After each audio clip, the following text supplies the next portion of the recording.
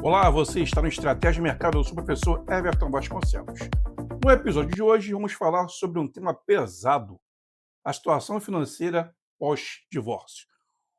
O divórcio quase sempre é contado como uma história de sentimentos, e claro, ele é isso também. Só que existe um problema quando a gente coloca o tema apenas nesse lugar emocional. A conta chega do mesmo jeito, com ou sem drama. Do ponto de vista financeiro, o divórcio é um dos eventos mais capazes de desmontar uma vida patrimonial em pouco tempo. Ele mexe, ao mesmo tempo, com patrimônio, com dívidas e com o básico do dia a dia, que é o dinheiro que entra e o dinheiro que sai. E quando essas três coisas se desorganizam juntas, o prejuízo não é um acidente, ele vira um roteiro previsível. Muita gente acredita que o impacto começa quando o processo começa. Só que na prática, o estrago costuma ser preparado antes, em silêncio, durante o casamento. O casal vai tomando decisões sem registrar direito, sem combinar regras mínimas, sem clareza sobre o que é de quem e, principalmente, sem conversar de forma adulta sobre o tema dinheiro. Parece antipático falar isso, mas é verdade. Empresas, ninguém entra em sociedade sem contrato e sem olhar números. Na vida real, as pessoas misturam renda, patrimônio, cartão, financiamento e até negócio familiar, como se isso fosse só uma prova de amor. A relação pode ser ótima, mas a ausência de governança doméstica é um risco objetivo. E risco, quando vira realidade, não pede qualquer licença. O primeiro choque do divórcio é patrimonial. Aqui entra a parte que o senso comum simplifica demais. As pessoas pensam em imóvel, carro, investimento e param por aí. Só que o patrimônio do casal raramente é só o que aparece. Existe também o passivo, e ele costuma ser subestimado. Parcelamentos intermináveis, empréstimos, cartão de crédito, financiamento no nome de um com benefício para os dois, garantias que foram dadas sem pensar, obrigações com familiares. Quando a relação termina, aquilo que era administrável, porque estava diluído na vida em comum, vira disputa, vira cobrança e às vezes vira inadimplência. É e nesse ponto não adianta a pessoa achar moralmente injusto. Dívida não se resolve com indignação, resolve-se com dinheiro e acordo. O segundo choque é o fluxo de caixa. E é aqui que muita gente se assusta, porque não tem glamour nenhum. O divórcio cria duas casas onde antes havia uma, dois aluguéis ou dois condomínios, duas contas de luz, duas rotinas, dois padrões de consumo tentando se sustentar. Quando existem filhos, a pressão aumenta mais, porque o orçamento precisa absorver custos adicionais e, ao mesmo tempo, lidar com a instabilidade emocional do período. O ponto central é que o padrão de vida do casal muitas vezes só existia porque havia uma economia de escala. Separou, acabou a escala. E o que estava no limite fica explícito. Às vezes, o problema não é falta de educação financeira, é o que o modelo de vida só fechava com duas rendas e não uma estrutura única. O terceiro choque é a liquidez. Pouca gente pensa nisso antes, mas é o que mais destrói o valor quando o divórcio vira briga. Ativo bom é ativo que pode ser mantido com calma, no tempo certo. No divórcio conflituoso, o que aparece é o contrário. Vende-se imóvel depressa, desfaz-se posição de longo prazo, desmonta-se empresa, aceita-se proposta ruim só para se livrar. A pressa, nesse caso, não é produtividade, é perda.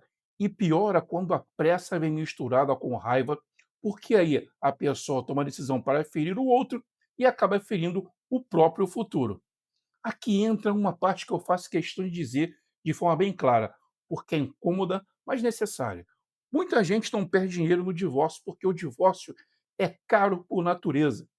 Perde porque entra numa lógica de compensação emocional e usa o patrimônio como arma. É quando a pessoa insiste em ficar com um bem só para não dar o braço a torcer para o outro, mesmo que não tenha condições de manter aquilo.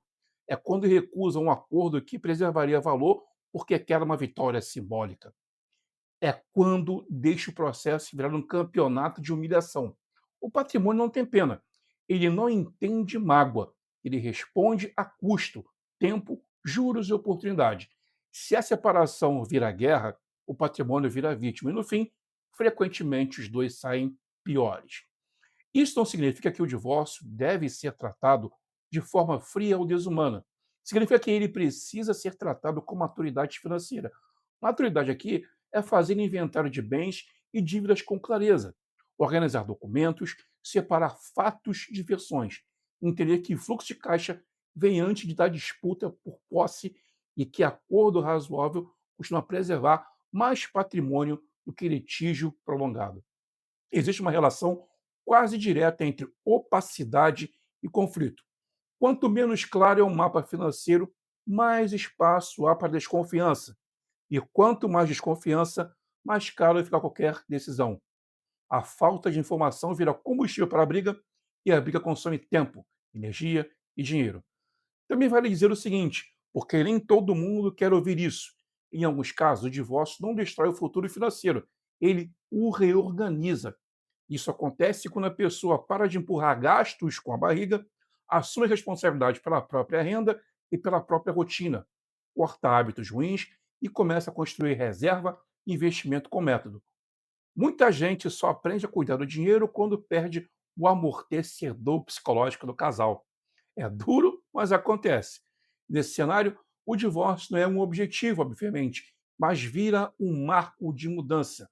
O que define esse resultado não é a separação em si, e sim a forma como se decide e como se recomeça. No fim das contas, tratar divórcio como um tabu é confortável, mas é uma escolha cara. Ele é um evento emocional, sem discussão, mas é também um evento patrimonial de alto impacto. Ignorar essa realidade não protege relacionamento nenhum, apenas aumenta o preço do tombo quando o relacionamento termina. E mesmo quando termina, ainda existe margem para fazer melhor. Dá para reduzir dano, preservar a liquidez, evitar decisões irracionais e reconstruir a vida com mais estabilidade. Para isso, a pessoa precisa abandonar a fantasia de que dinheiro não entra na vida afetiva. Ele entra o tempo todo.